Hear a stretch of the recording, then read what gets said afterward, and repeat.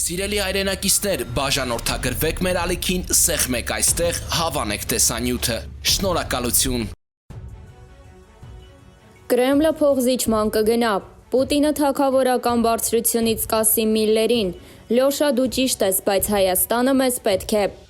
Ամեն ինչ կավարտվի նրանով, որ Փաշինյանը դուրս կգա Պուտինի վրա եւ համաձայնության կհասնի Կրեմլի հետ, ինչ որ փողզիջման հիման վրա։ Կարծում եմ Հայաստանը չի ստանա այնքան, ինչքան ուզում է, բայց Գազպրոմն էլ չի ստանա այնքան, ինչքան ուզում է։ Կլինի ինչ որ փողզիջում։ Կարծում եմ սահմանին գազի գինը կիչեցնեն, բարձրացնելը խելագարություն կլիներ։ Իսկ եթե ռուսները սկսեն պատին դեմ տալ, ապա կարելի է օգտվել Լուկաշենկոյի փորձից եւ ատամ ցույց տալ ռուսներին։ Գազպրոմի ղեկավարությունը վերջապես պատասխանել է Հայաստանի փոխվարչապետ Մեհեր Գրիգորյանի նամակին, հայտնելով, որ հայկական կողմի բարձրացրած հարցը պահում է իր ուշադրության ներքո։ Միևնույն ժամանակ ռուսական ընկերության պատասխան նամակում նշվում է, որ հարցի վերաբերյալ կոնտակտները կլինեն կառավարական մակարդակով։ Փոխվարչապետ Մեհեր Գրիգորյանը այս տեղեկությունը հայտնել է այս շաբաթ ազգային ժողովում տեղի ունեցած ԱԺ կառավարություն հարց ու պատասխանի ժամանակ։ Վերլուծաբանները Գազպրոմի պատասխանից անմիջապես եկան այն եզրակացությանը, որ ռուսական կողմն ըստ էության առաջարկում է հարցի քննարկումը տեղափոխել քաղաքական հարթություն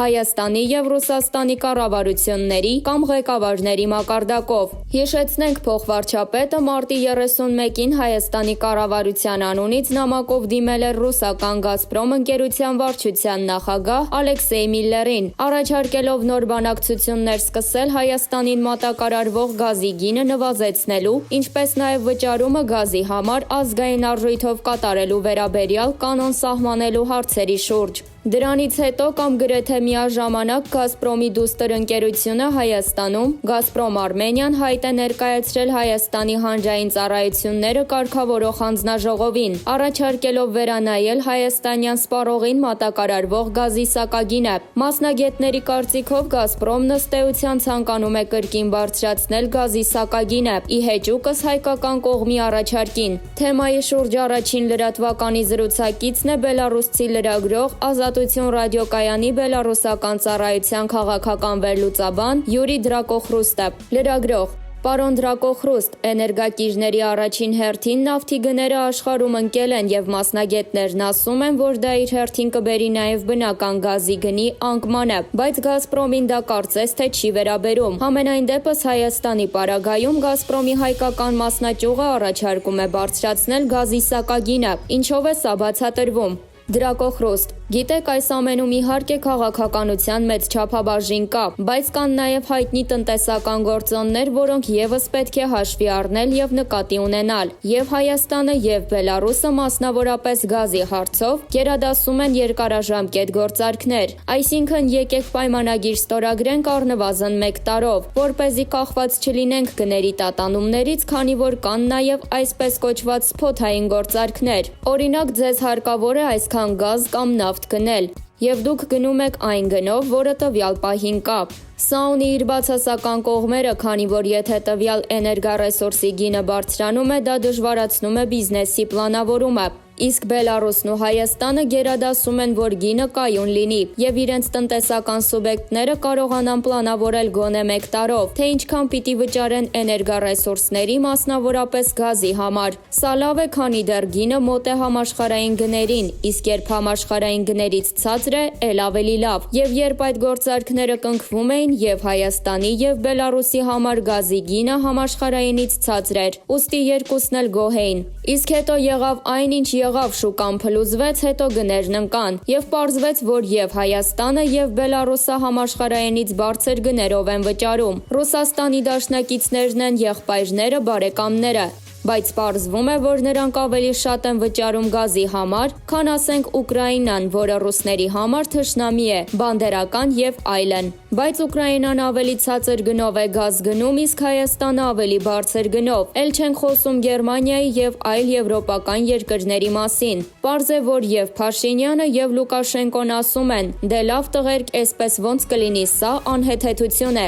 Իսկ նրանց Մոսկվայում ասում են. «Իսկ ինչով էիք մտածում, երբ տարեկան պայմանագիր էիք ստորագրում։ Կարող էիք 1 ամսով կամ 1 օրով ստորագրել, բայց դուք 1 տարով եք ստորագրել։ Իսկ այնտեղ գրված է, որ 1 տարվա ընթացքում գինը այսպիսին կլինի։ Գիտեք, խնդիրն այն է, որ ոչ ես, ոչ դուք պայմանագիրը չենք տեսել։ Իսկ պայմանագիրը, քանի որ խոսքը միլիարդների մասին է, մի հսկայական հատոր է։ Եվ զուտ իրավական տեսանկյունից հարցն այն է, թե արդյոք պայմանագրում նախատեսված են ֆորս մաժորային իրավիճակները եւ ինչն է դիտարկվում որպես ֆորս մաժոր։ Եթե համաշխարհային գնի մեծ անկումը նախատեսված է որպես ֆորս մաժոր, որը պահանջում է գնի վերանայում, ապա այդ դեպքում խնդիր չկա։ Եվ թե Հայաստանը, թե Բելարուսը ունեն ծանրակշիռ փաստարկ, առ այն որ պարոնայք, ահա 157-րդ կետում մանր տառերով գրված է, որ ունենք ֆորս մաժորի իրավիճակ, այնպես որ եկեք իջեցնենք գինը։ Իսկ եթե այդ կետը չկա պայմանագրում կամ այն հստակ ձևակերպված չէ եւ վեճի տեղ է թողնում, ապա այդ պարագայում ոչ Հայաստանի,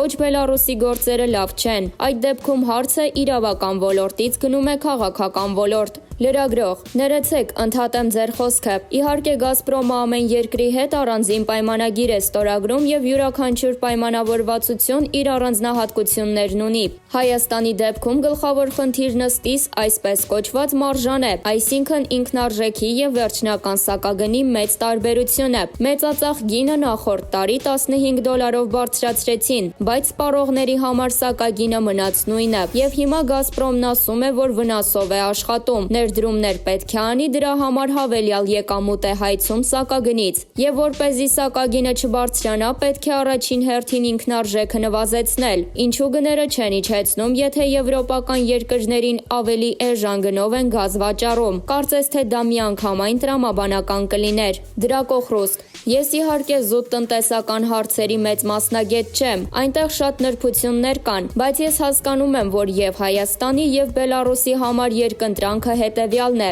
Առաջին դեպքում, եթե գրավոր պայմանագիր է ստորագրվել, ռուսներն ասում են. տեսնում եք, սա ձեր կառավարությունն է ստորագրել, իսկ որ պայմանագիրը ստորագրողը Սարգսյանը դիկտատոր էր, իսկ Փաշինյանը դեմոկրատ, մեզ չի հուզում։ Մենք գործ ենք ունեցել Հայաստան պետության հետ։ Հիմա էլ գործ ունենք Հայաստան պետության հետ, իսկ թե ով է ձեր ղեկավարը մեզ համար այդքան էլ կարևոր չէ։ Մենք ձեզ հետ պայմանագիր ենք ստորագրել, խնդրում ենք կատարել այն։ Այսպիսին է նրանց քաղաքական գիծը եւ ուղղակիորեն դրա հետ վիճելը դժվար է, բայց կա նաեւ երկրորդ սցենարը։ Ու քանի որ Հայաստանը, Բելարուսը թշնամի չեն Ռուսաստանի համար, պարոն Միլլերն էլ մոտ է Պուտինի հետ, պարոն Պուտինն էլ ամենազոր ձեռք ունի, ես չեմ բացառում, որ եթե իրավական ինչ-որ կետերով, նրբություններով չհաջողվի Միլլերին համոզել, ապա ամեն ինչ կավարտվի նրանով, որ Փաշինյանը դուրս կգա Պուտինի վրա, եւ գուցե Պուտինն էլ իր թագավորական բարձրությունից կասի Միլլերին. Լյոշա, դու իհարկե ամեն ինչ ճիշտ ես հաշվել, պայմանագիրը, սակագինը, ամեն ինչ ճիշտ է։